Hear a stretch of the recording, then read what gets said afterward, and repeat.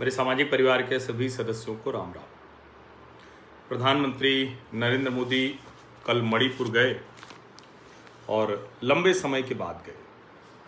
थोड़ा और पहले जाते तो अच्छा होता, लेकिन वहाँ की जो परिस्थितियाँ थीं, वहाँ की जो परिस्थितियाँ हैं, कल उन्होंने अपने दोनों कांधे पर लाल और काले शॉल रखे हुए थे। दरअसल वो कुकीजो और मैतेई उनके समाज के प्रतीक के तौर पर थे। अब परिस्थितियां वहाँ जो भी थीं या हैं, लेकिन प्रधानमंत्री को वहाँ जाना चाहिए था। देर से गए, लेकिन क्या ये देर आए दुरुस्त आए है, इसकी बात करनी चाहिए। और कमाल की बात ये कि प्रधानमंत्री ने इस अवसर को जैसे चुना, उसकी भी आलोचना हो रही है। बार बार यही तो कहा जाता है ना कि राजनीति हर बात में मत कीजिए, देश का विकास होना चाहिए, देश का हर हिस्सा मुख्य धारा से जुड़ना चाहिए। अब कांग्रेस कह रही वो तो झंडी दिखाने वहां चले गए थे, वरना तो जाते ही नहीं। तरीका अपना अपना है। प्रधानमंत्री नरेंद्र मोदी ने कहा कि मणिपुर भारत के ताज का मुकुट है, मणि है। बात तो सही है, मणि है। अब जिस तरह का एथनिक संघर्ष है, जिस तरह का सामाजिक संघर्ष है, उसमें राज्य में विकास हो जाए तो शायद थोड़ा संघर्ष कम हो जाए। अब उसके बीच में जाहिर है कि जो अलग अलग समाज है, कुकी जो विधायक कह रहे हैं, 10 विधायक प्रधानमंत्री से केंद्र शासित प्रदेश बनाने की मांग कर रहे हैं।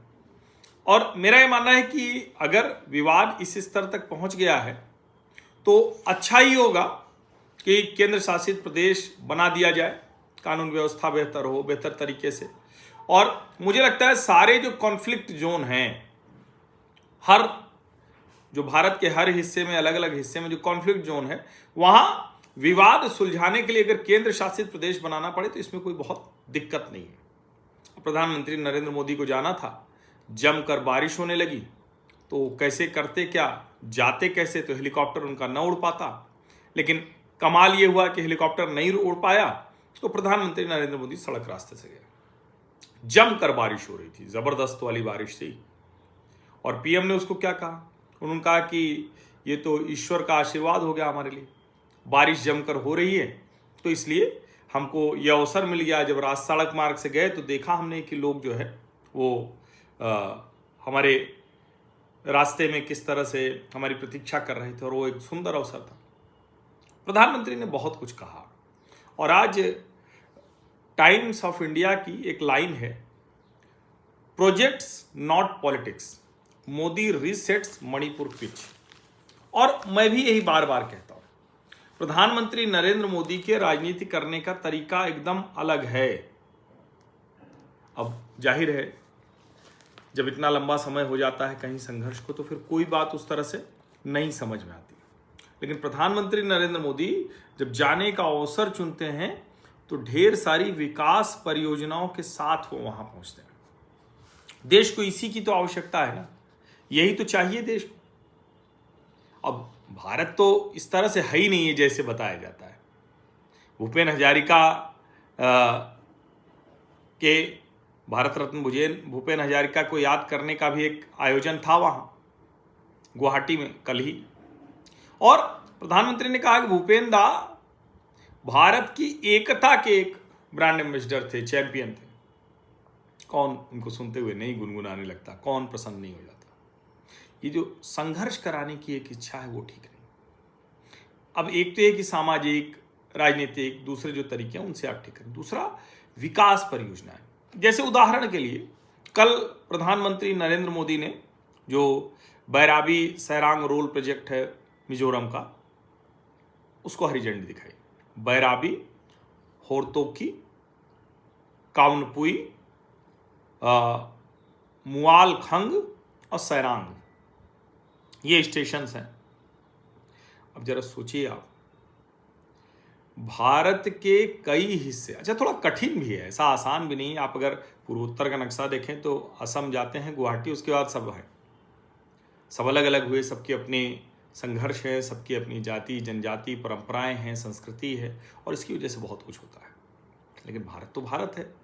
उत्तरम यत् समुद्रस्य हिमाद्रेश्चैव दक्षिणम वर्षम तद भारतम नाम भारती यत्र संतति। बहुत हिस्सा उसका कटा है।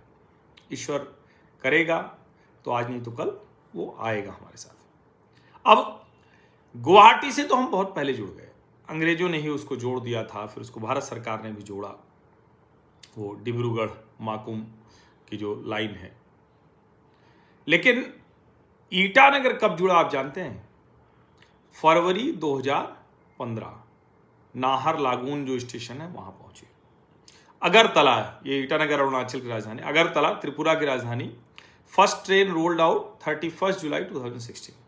अच्छा, बहुत से लोग कहेंगे कि भाई ये तो सब कांग्रेस के समय में, यूपीए के समय में योजनाएं थी। आपको याद है जो कटरा से जाना है श्रीनगर, जो रेलवे लाइन है वंदे भारत सीधी श्रीनगर जाती है, तो उसको भी कहा जाता था भाई ये तो योजना तो कांग्रेस के समय की है। योजना भले कांग्रेस के समय की हो, लेकिन उसका लागू करने का, और देखिए मैं कई बार कहता हूं कि नेहरू जी प्रथम प्रधानमंत्री थे, आधुनिक भारत का सपना उन्होंने देखा था, तब तो सब कुछ सपना उन्होंने देख ही लिया था, आधुनिक समृद्ध संपन्न भारत का सपना। लेकिन सपना देखने से सब कुछ नहीं होता ना। और मैं बार बार, हमारे एक मित्र हैं तो उनसे चर्चा में अक्सर मैं कहता हूं, हमारे मित्र भुवन हैं, उनसे अक्सर चर्चा में मैं कहता हूं कि हम लोग जब भी बात हुई, कई बार चर्चा हुई, तो हमने कहा भाई देखो आइडिया से कुछ नहीं होता। आइडिया तो प्रतिदिन जिस समय आप कुछ सोच रहे हैं उसी समय जाने कितने लोग दुनिया के अलग अलग हिस्सों में, देश के अलग अलग हिस्सों में, आपके मोहल्ले में भी उसी तरह की बात सोच रहे हैं, लेकिन कितने इंप्लीमेंट करने पे आगे बढ़ गए? जो सोचा उसको लागू करने पर, जो लागू करता है वही उस आइडिया का एक तरह से कहे कि उसी को उसका श्रेय मिलना चाहिए। अब अभी भी जो इम्फाल मणिपुर की राजधानी है जिरीबाम और इम्फाल लाइन 110 किलोमीटर की है, अंडर कंस्ट्रक्शन है। कोहिमा नागालैंड की, ये धनसिरी और जुब्जा ये जो है 82 किलोमीटर की भी अंडर कंस्ट्रक्शन है। शिलोंग मेघालय के लिए जो रेलवे लाइन है उसको वहाँ के स्थानीय लोगों ने विरोध किया है, बायनीहाट शिलोंग प्रोजेक्ट, वो रुक गया है। अभी जो बैराबी सैराग रेल प्रोजेक्ट है 51 किलोमीटर का है, 48 टनल है 51 किलोमीटर में, 48 टनल। आप सोचिए कितना कठिन रास्ता रहा होगा। 8071 करोड़ इसमें लगा है। जो ब्रिज हैं 55 बड़े ब्रिज हैं, 87 छोटे ब्रिज हैं। जो सबसे ऊंचा ब्रिज है, जिसकी अश्विनी वैष्णव ने वीडियो भी डाली है, 104 मीटर ऊंचा, कुतुब मीनार से भी 42 मीटर ऊंचा है, चेनाब वाला एफिल टावर से भी ऊंचा है, आपने देखा होगा। अब इसको जरा आप समझिए, नई दिल्ली के आनंद विहार से आप बैठेंगे और सैरांग बैराबी लाइन के जरिए आप पहुंच जाएंगे कहाँ? सीधे मिजोरम पहुंच जाएंगे। ये सामान्य बात नहीं थी, ये सामान्य बात नहीं थी। और सैरांग गुवाहाटी की डेली एक एक्सप्रेस चलेगी और एक ट्राई वीकली सैरांग कोलकाता की एक्सप्रेस चलेगी ट्रेन। अब ये सब जब हम देखते हैं तो हमको कई बार लगता है, सोचना भी चाहिए कि जो काम नरेंद्र मोदी की सरकार कर रही है, मैं कतई नहीं कहता हूं कि इसके पहले किसी सरकार ने कुछ किया ही नहीं, कोई कुछ करता ही नहीं था, ऐसा नहीं है। लेकिन नरेंद्र मोदी वहाँ गए तो ये सब कुछ लेकर गए।